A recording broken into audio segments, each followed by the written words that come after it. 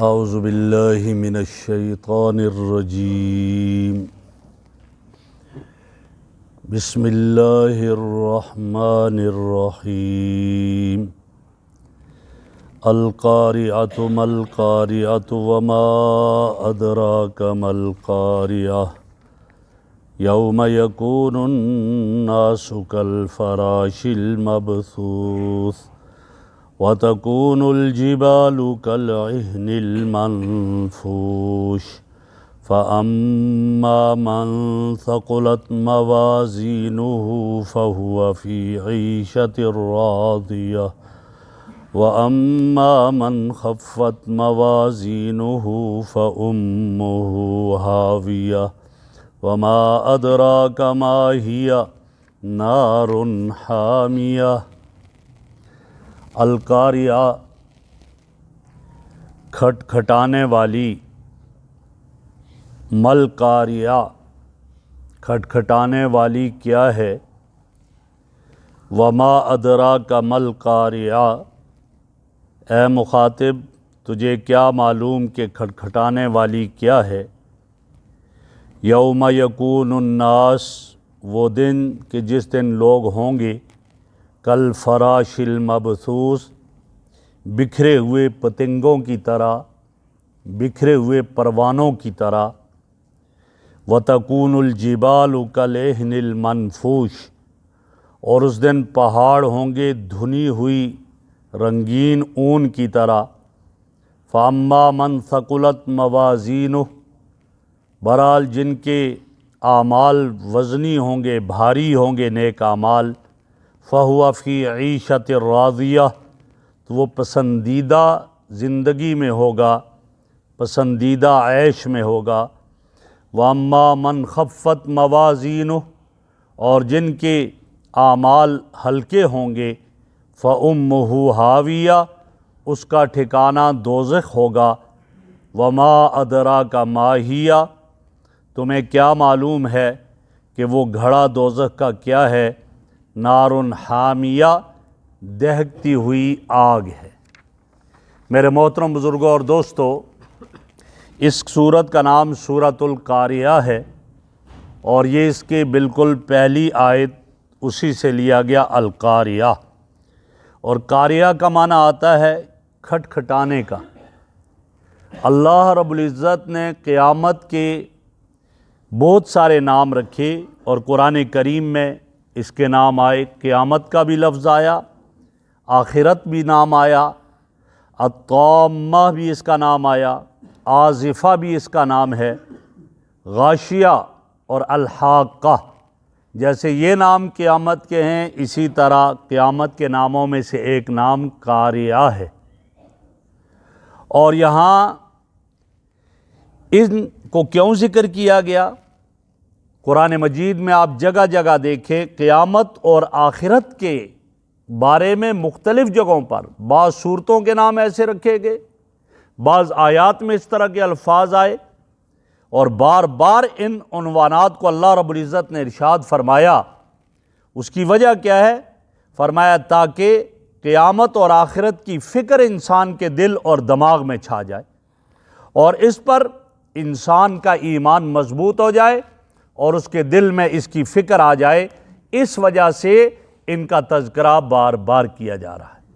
باقی قاریہ قرا سے ہے، اور قرا کا معنی دروازے کو دستک بھی دینے کو قرا کہا جاتا ہے، کھٹکھٹانے کو قرا کہا جاتا ہے، اور کسی چیز کو کسی چیز پر ماریں گے اس سے جو آواز پیدا ہوتی ہے اس سے کھڑکھڑاہٹ کہتے ہیں۔ اور قیامت کے دن ایسا منظر ہوگا کہ قیامت کو قاریہ کیوں کہا؟ قیامت کو قاریہ اس لیے کہا گیا کہ جب قیامت برپا ہوگی تو پھر ہر چیز آپس میں ٹکرائے گی، کھڑاک ہوگی ایک قسم کی، پہاڑ پہاڑوں سے ٹکرائیں گے، دیوار دیواروں سے ٹکرائیں گی، درخت درختوں سے ٹکرائیں گے، مکان مکانوں سے ٹکرائیں گے، اور ٹیلے ٹیلوں سے ٹکرائیں گے۔ ہم دیکھتے ہیں کہ گاڑی ایک گاڑی سے اگر ٹکرا جائے تو کتنا زوردار دھماکہ ہوتا ہے، اور جب قیامت کے دن یہ پہاڑ پہاڑوں سے ٹکرائیں گے، ٹیلے ٹیلوں سے ٹکرائیں گے، عجیب کیفیت ہوگی۔ تو اس وقت کیا منظر ہوگا؟ اسی لیے اس کو قاریہ کہا کہ یہ جو واقعہ ہے یہ دل کو ہلا کر رکھ دے گا، دل کو ہلانے والی اس کی کیفیت ہوگی۔ تو گویا کہا القاریہ، کھٹکھٹانے والی چیز۔ مل قاریہ وہ کیا ہے؟ وما ادراک مل قاریہ، انسان کو بار بار اس کی طرف متوجہ کیا جا رہا ہے کہ ایک ایسا منظر آنے والا ہے جو انسانیت کو ہلا کر رکھ دے گا، جو ایک کھڑاک پیدا کر دے گا، اور جو ایک زوردار دھماکہ ہوگا، اور وہ قیامت کا منظر ہوگا جب یہ ساری کی ساری کیفیت ہوگی۔ اور اس صورت کا پہلے والی صورت سے کیا ربط ہے؟ تو پہلے والی صورت میں یہ فرمایا گیا تھا افلا یعلم اذا بعثر ما فی القبور وحصل ما فی الصدور ان ربهم بهم یومئذ لخبیر، کہ معلوم نہیں ہے جب قبروں سے مردے نکالے جائیں گے، جو کچھ قبروں میں نکالا جائے گا، اور پھر سینوں کے راز ظاہر کیے جائیں گے، اور اللہ رب العزت جو ہے وہ گویا کہ اس دن ان لوگوں کی حالت سے پوری طرح باخبر ہوگا۔ تو بظاہر یہ سوال آ رہا تھا، اور وہ سوال یہ ہو رہا تھا وما ذالک الیوم، وہ دن کون سا ہے؟ تو کہا گیا وہ دن وہو القاریہ، وہ یہ کھڑکھڑانے والا دن ہے، وہ قیامت کا دن ہے کہ جس دن یہ سارے راز فاش ہو جائیں گے اور زمین سے سب کچھ نکال دیا جائے گا۔ یہ وہ کیفیت۔ اب اس دن کیا ہوگا؟ اس دن پہلا سور تو پھونکا گیا، سب کچھ اس طرح ہو جائے گا، اور جب دوسرا سور پھونکا جائے گا تو پھر قبروں سے نکل کر لوگ میدان محشر کی طرف جمع ہوں گے، اور میدان محشر کی طرف جمع ہوں گے کس طرح ہوں گے؟ فرمایا یوم یکون الناس کالفراش المبثوث، اس دن اس طرح لوگ ہوں گے میدان محشر میں جمع ہوں گے جیسے بکھرے ہوئے پتنگے ہوتے ہیں، جیسے بکھرے ہوئے پروانے ہوتے ہیں۔ آپ نے دیکھا ہے جب بارش برستی ہے، برسات کا موسم ہوتا ہے، تو اچانک پروانے نکل آتے ہیں، اور وہ پروانے بکھرے ہوئے ہوتے ہیں، ان کی کوئی ترتیب نہیں ہوتی، کوئی اوپر جا رہا ہے، کوئی نیچے، کوئی دائیں، کوئی بائیں، کوئی آگے، کوئی پیچھے، اس طرح بکھرے ہوئے ہوتے ہیں، اور ان کی کوئی ترتیب نہیں ہوتی۔ فرمایا میدان محشر میں بھی جب یہ لوگ قبروں سے اٹھیں گے اور میدان محشر کی طرف جا رہے ہوں گے تو اس طرح بکھرے ہوئے ہوں گے، اور کوئی ترتیب نہیں ہوگی، کسی کا چہرہ اس طرف ہوگا، کسی کا اس طرف ہوگا، کسی کا اس طرف ہوگا، کسی کا چہرہ اس طرف ہوگا، اس طرح ایک دوسروں سے رخ بھی بدلے ہوئے ہوں گے، اور بکھرے ہوئے اور بغیر ترتیب کے۔ اور وجہ کیا ہوگی؟ وہ حیرانی کی کیفیت ہوگی، وہ پریشانی کی کیفیت ہوگی۔ اس پریشانی کی کیفیت میں گویا ان کا یہ حال ہوگا، اور یہ بالکل یوں لگے گا جیسے یہ انسان پرندوں کی طرح بکھرے ہوئے ہر طرف پھیلے ہوئے ہیں۔ یہ منظر میدان محشر میں اس انسانیت کا ہوگا۔ اور آگے فرمایا وَتَكُونُ الْجِبَالُ كَالْعِهْنِ الْمَنْفُوشِ، پہاڑ دھنی ہوئی رنگین اون کی طرح ہوں گے، پہاڑ ریزہ ریزہ ہو جائیں گے، اور پہاڑوں کے ذرے وہ ہوا میں پھیل جائیں گے اور بکھر جائیں گے۔ یہ کیفیت ہوگی۔ آپ ذرا غور کریں، یہاں تو جب کسی کو تشبیہ دی جاتی ہے تو کہا جاتا ہے جی یہ آدمی تو پہاڑ کی طرح مضبوط آدمی ہے، بڑا مضبوط ہے، پہاڑ کی طرح مضبوط ہے۔ ہم نے تو اس کو دیکھا جی چٹانوں سے زیادہ مضبوط دیکھا، پہاڑوں سے زیادہ مضبوط دیکھا۔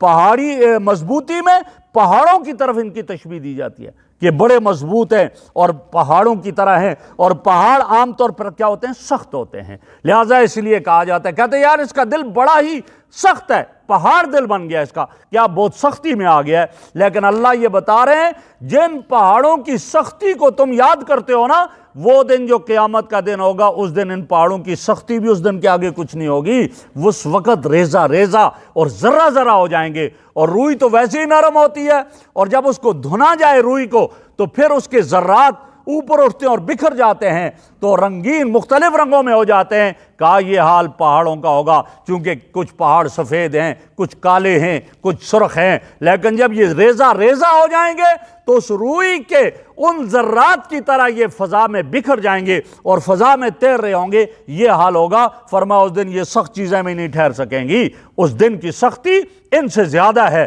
لہٰذا ان کے سامنے نہیں ٹھہر سکے گی۔ اور آگے جو یہ سب کچھ بتا کر مقصود کیا ہے؟ مقصود تو بتانا تھا کہ انسان تیرا حساب و کتاب ہوگا، تیرے اعمال تولے جائیں گے، اس دن پتہ چلے گا۔ فرمایا فَأَمَّا مَنْ ثَقُلَتْ مَوَازِينُهُ فَهُوَ فِي عِيشَةٍ رَاضِيَةٍ، اس دن جن لوگوں کے اعمال، نیک اعمال وہ زیادہ ہوں گے، بھاری ہوں گے. جس پلڑے میں ڈالے جائیں گے نیکیاں وہ پلڑا جھک جائے گا، بھاری ہوگا. فَهُوَ فِي عِيشَةٍ رَاضِيَةٍ، وہ تو عیش پسندیدہ عیش میں ہوگا، من پسند کی زندگی میں ہوگا. اور وہ من پسند کی زندگی کیا ہے؟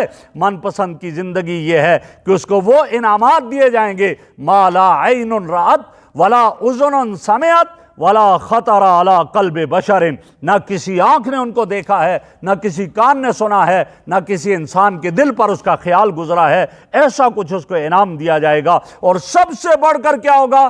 اللہ کی رضا ہوگی اس دن اس کو ملے گی. حدیث میں آتا ہے، نبی اکرم صلی اللہ علیہ وسلم نے ارشاد فرمایا کہ کل قیامت کے دن جب جنتی جنت میں جائیں گے، اللہ رب العزت پوچھیں گے هل رضیتم، کیا تم راضی ہوگے؟ وہ کہیں گے ما لنا لا نرضى یا ربنا، کیا ہو گیا ہم راضی نہ ہوں، ہمیں تو آپ نے سب کچھ دے دیا. یہ جنت کی نعمتیں، جنت کی بہاریں، اور کیسی نعمتیں؟ وَلَكُمْ فِيهَا مَا تَشْتَهِي أَنفُسُكُمْ وَلَكُمْ فِيهَا مَا تَدَّعُونَ، جو دل چاہے گا فوراً چاہت پوری ہو جائے گی. پرندہ کھانے کو دل چاہتا ہے بن کر سامنے آ جائے گا، پھل کھانے کو دل چاہتا ہے پھل ٹوٹ کر آ جائے گا، اس کی جگہ دوسرا پھل لگ جائے گا، کوئی کمی نہیں ہوگی. کہیں پابندی اس پر نہیں. دنیا میں تو پابندی ہے، یہاں آ سکتے ہو یا نہیں جا سکتے ہو، یہ ریسٹرکٹڈ ایریا ہے، یہاں پابندیاں ہیں، نہیں جا سکتے ہو. نو گو ایریا ہے، ادھر نہیں جا سکتے ہو. لیکن وہاں جنت میں جہاں جانے کو دل چاہے گا یہ جا رہا ہوگا. یہ اس کی وہاں کی کیفیت ہوگی.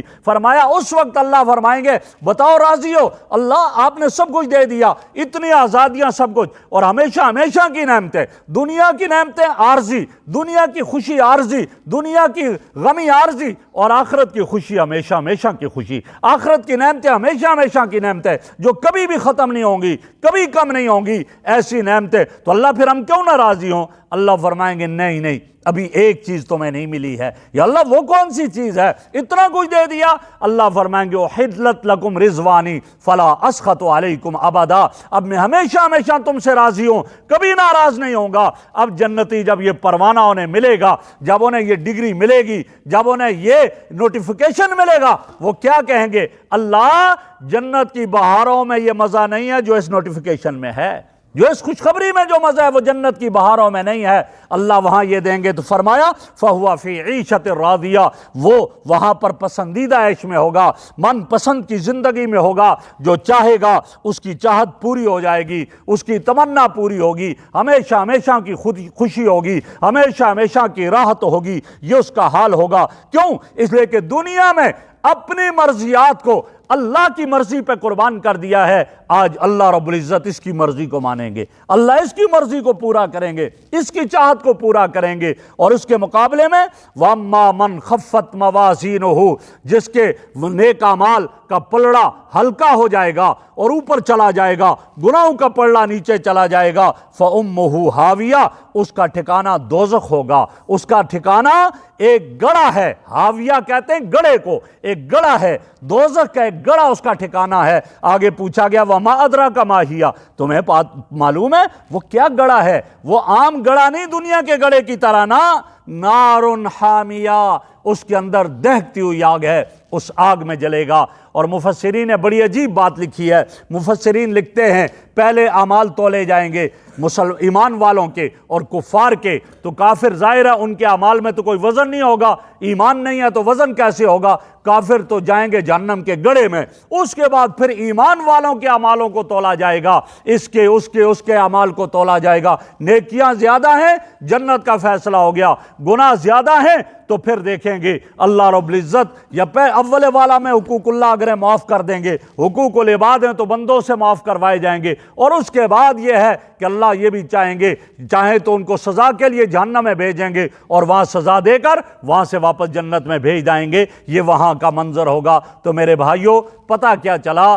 یہاں یہ ساری چیزیں بتانے سے مقصد کیا ہے کہ انسان تو نے اللہ کے سامنے جانا ہے، تیرا حساب و کتاب ہوگا، تیری نیکیاں بھی تلیں گی، تیرے گناہ بھی تلیں گے. اور اب اس پر کوئی اعتراض کر نہیں سکتا.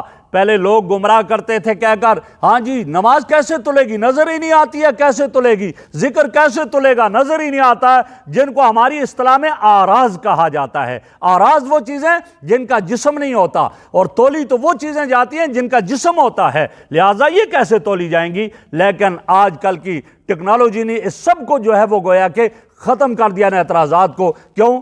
آج ہم بخار کو تولتے ہیں جی اس کا اتنا بخار ہے، ٹمپریچر اتنا ہے جی، ہوا کی نمی اتنی ہے۔ جب ایک مخلوق ان چیزوں کو اس طرح کر سکتی ہے تو اللہ رب العزت کے لیے کیا مشکل ہے، اللہ بھی ایسا کر سکتے ہیں۔ اور دوسرا یہ بھی ہے کہ اس دن اللہ رب العزت ان چیزوں کو جسم دے دیں گے، نماز کو جسم دے دیں گے، تلاوت کو جسم دے دیں گے۔ جیسا کہ آتا ہے نا کہ آدمی جب قبر میں ہوگا، نمازی آدمی جب قبر سے اٹھے گا، آگے حسین و جمیل ایک شخص اس کے سامنے کھڑا ہوگا اور وہ اس کو لے کر چلے گا، اور کہاں تک؟ میدان معاشر میں، اور جنت تک لے جائے گا۔ یہ کون ہوگا؟ یہ اس کی نماز ہوگی، یہ اس کی قرآن کی تلاوت ہوگی۔ اللہ اس دن جسم دیں گے۔ یا یہ بھی کہا گیا ان کے اعمال ناموں کو تولا جائے گا، اور جب اعمال ناموں کو تولا جائے گا تو جس کے نیکیاں بھاری ہیں وہ جنت میں چلا جائے گا، جس کے گناہ بھاری ہوں گے وہ سزا بھگت کر اس کے بعد پھر وہ بھی جنت میں جائے گا۔ تو اللہ رب العزت سے دعا ہے اللہ رب العزت ہمیں آخرت کی تیاری کی توفیق عطا فرما دے۔ الحمدللہ رب العالمین والعاقبۃ للمتقین، والصلاۃ والسلام علی رسول محمد وآلہ وصحبہ اجمعین۔ سبحانک اللہم وبحمدک، نشہد ان لا الہ الا انت، نستغفرک ونتوب الیک، نستغفرک ونتوب الیک۔ یا حی یا قیوم برحمتک نستغیث، اصلح لنا شاننا کلہ ولا تکلنا الی انفسنا طرفۃ عین۔ صلی اللہ تعالی علی خیر خلقہ محمد وعلی آلہ وصحبہ اجمعین برحمتہ۔ جزاک اللہ۔